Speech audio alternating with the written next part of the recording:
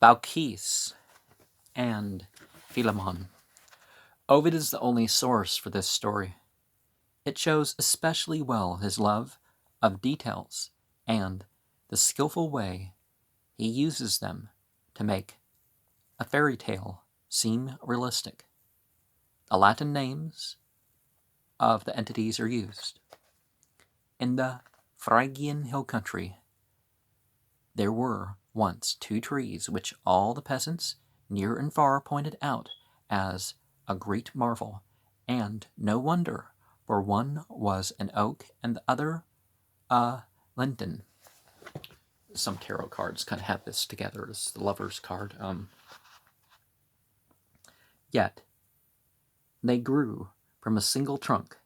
The story of how this came about is a proof of the immeasurable power of the entities, and also of the way they reward the humble and the pious. Sometimes, when Jupiter was tired of eating ambrosia and drinking nectar up in Olympus, and even a little weary of listening to Apollo's lyre and watching the Graces dance, he would come down to the earth, disguise himself as a mortal, and go looking for adventures. His favorite companion on these tours was Mercury, the most entertaining of all the entities, the shrewdest and the most resourceful. On this particular trip, Jupiter had determined to find out how hospitable the people of Phrygia were. Hospitality was, of course, very important to him, since all guests, all who seek shelter in a strange land, were under his especial protection. You know, the Catholics had saints for everything, right? So did the ancients with their gods and lesser gods. The two entities, accordingly, took on the appearance of poor wayfarers and wandered throughout the land, knocking at each lowly hut or great house they came to, and asking for food and a place to rest in. Not one would admit them. Every time they were dismissed insolently, and the door barred against them. Think of the whole Eliyahu stuff with some of the Hebrew lore. They made a trial of hundreds. All treated them in the same way. At last they came upon a little hovel of the humblest sort, poorer than any they had yet found, with the roof made only of reeds. But here, when they knocked, the door was opened wide, and a cheerful voice bade them enter. They had to stoop to pass through the low entrance, but once inside, they found themselves in a snug and very clean room, where a kindly-faced old man and woman welcomed them in the friendliest fashion and bustled about to make them comfortable. The old man set a bench near the fire and told them to stretch out on it and rest their tired limbs, and the old woman threw a soft covering over it. Her name was Baucis. She told the strangers, and her husband was called Philemon. They had lived in that cottage all their married life, and had always been happy. "We are poor folk," she said, "but poverty isn't so bad when you're willing to own up to it, and a contented spirit is a great help too." And you see sort of an indication in some areas how the poor seem to be happier than the rich. But I mean, just look at all these celebrities and stuff like this.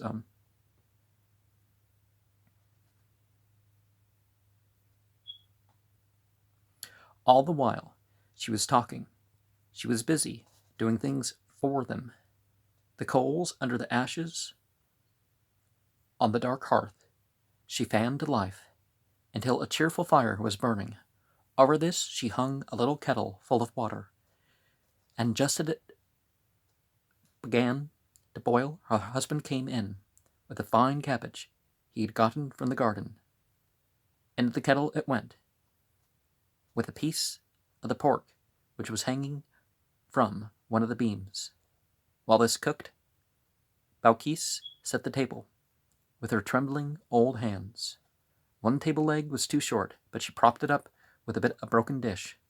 On the board she placed olives and radishes and several eggs, which she had roasted in the ashes. By this time the cabbage and bacon were done, and the old man pushed 2 rickety couches up the table and bade his guest recline and eat. Presently he brought them cups of beechwood and an earthenware mixing bowl, which had some wine, very light vinegar, plentifully diluted with water. Philemon, however, was clearly proud and happy at being able to add such cheer to the supper, and he kept on the watch to refill each cup as soon as it was emptied. 2 old folks were so pleased and excited by the success of their hospitality that only very slowly a strange thing dawned upon them. The mixing bowl kept full, no matter how many cups were poured out from it. The level of the wine stayed the same, up to the brim. As they saw this wonder, each looked in terror at the other, and dropping their eyes, they prayed silently. It's important to pray in your text, right? Then, in quavering voices and trembling all over, they begged their guests to pardon the poor refreshments they had offered. "We have a goose," the old man said, "which we ought to have given your lordships, but if you will only wait, it shall be done at once." To catch the goose, however, proved beyond their powers. They tried in vain until they were worn out, while Jupiter and Mercury watched them, greatly entertained. But when both Philemon and Baucis had to give up the chase, panting and exhausted, the entities felt that the time had come for them to take action. They were really very kind. "You have been hosts to gods," they said, "and you shall have your reward. This wicked country, which despises the poor stranger, will be bitterly punished, but not you." They then escorted the 2 out of the hut and told them to look around them. To their amazement, all they saw was water. The whole countryside had disappeared. Remember the whole Lot story. It's the same sort of thing going on, right? A great lake surrounded them. Their neighbors had not been good to the old couple. Nevertheless, standing there, they wept for them. But all of a sudden their tears were dried by an overwhelming wonder. Before their eyes, the tiny, lowly hut, which had been their home for so long, was turned into a stately, pillared temple of whitest marble with a golden roof. "Good people," Jupiter said, "ask whatever you want, and you shall have your wish." The old people exchanged a hurried whisper. Then Philemon spoke. "Let us be your priests, guarding this temple for you. And oh, since we have lived so long together, let neither of us ever have to live alone.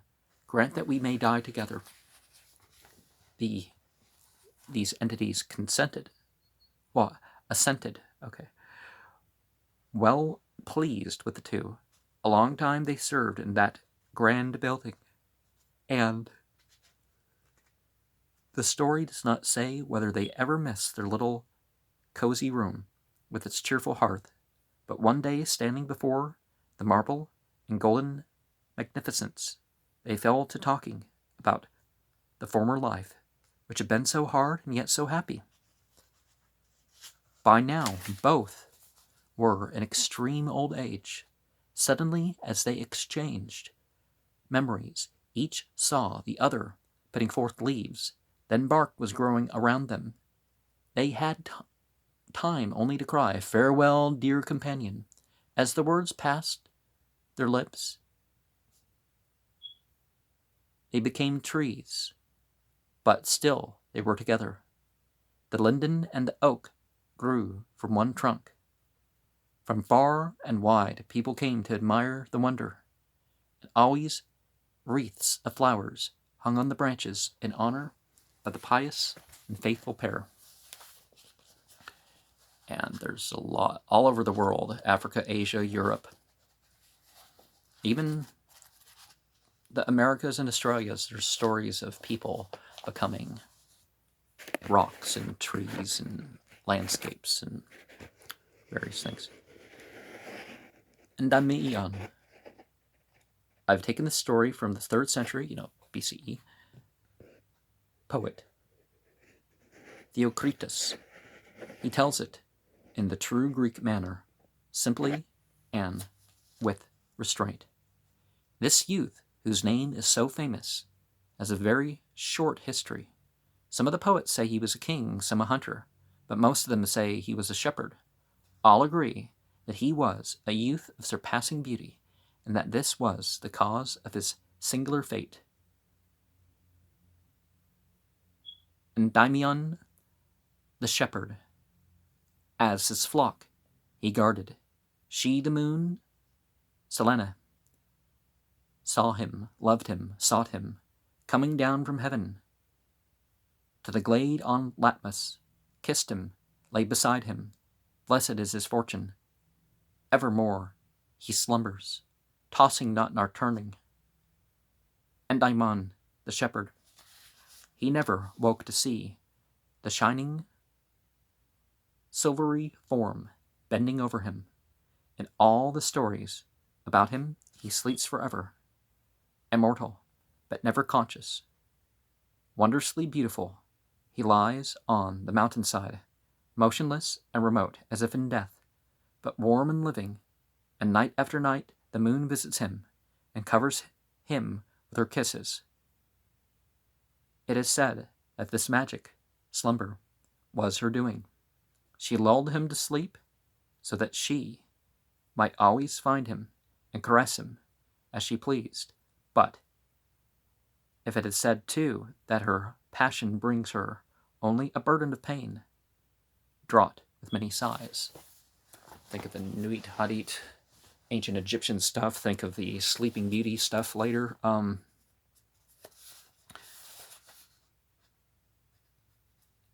Daphne.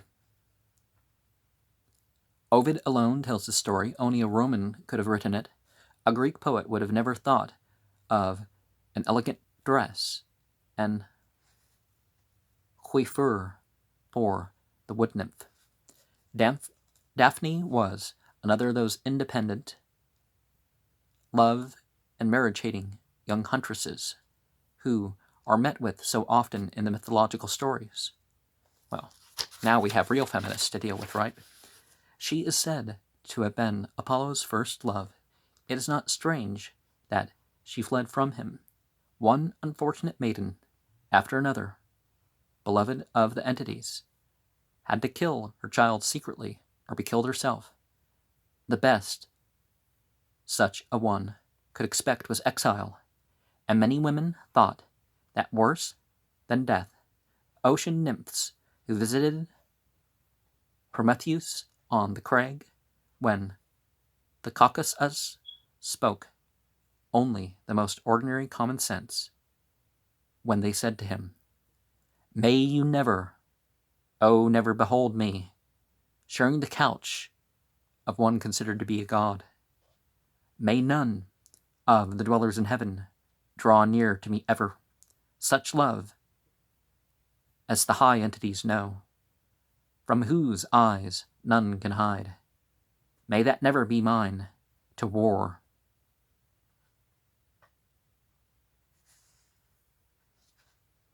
With an entity considered to be a god, lover, is not war. It is despair. Daphne would have agreed completely, but indeed she did not want any mortal lovers either. Her father, the river entity, Peneus, was greatly tried because she refused all the handsome and elegant young men who wooed her. Yeah, there's more to it than a graceful style and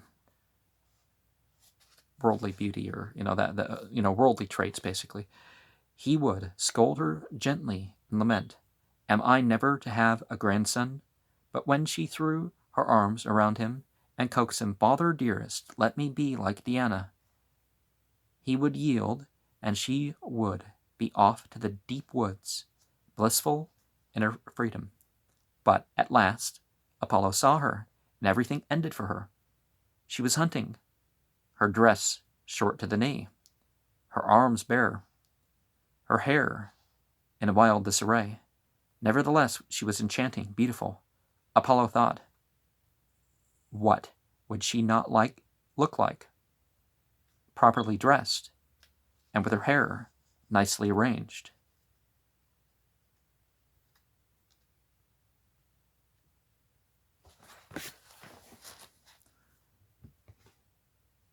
You know, what man doesn't have that skill to some degree with a woman? And the other way around, you know.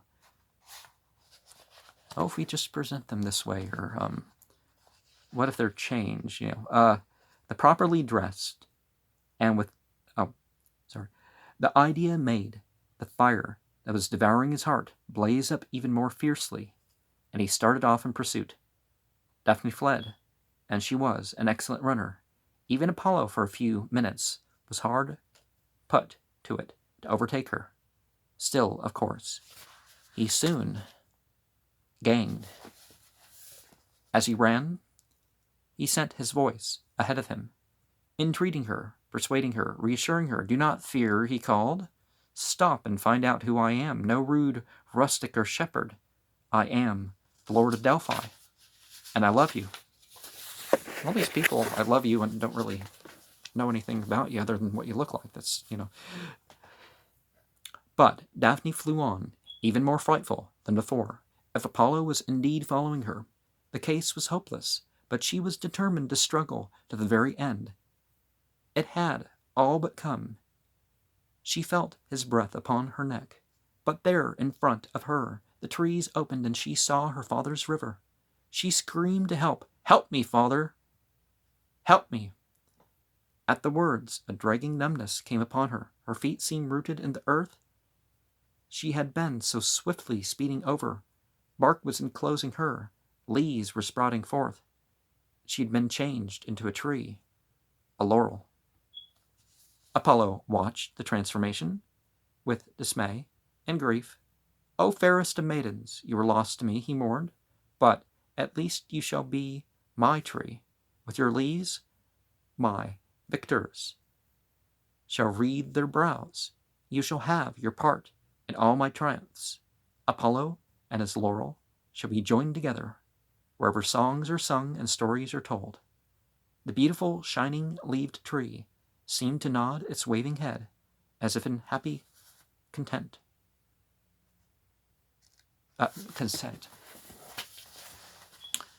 And finally, Alpheus and Arethusa.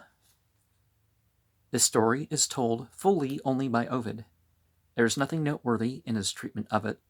The verse at the end is taken from the Alexandrian poet Moschus.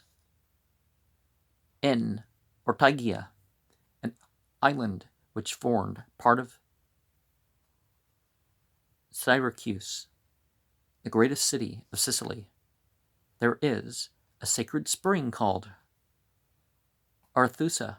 Once, however, Arethusa was not water or even a water nymph, but a fair young huntress and a follower of Artemis. Like her mistress, she would have nothing to do with men. Like her, she loved hunting and the freedom of the forest. One day, tired and hot from the chase, she came upon a crystal-clear river, deeply shaded by silvery willows. No more delightful place for a bath could be imagined.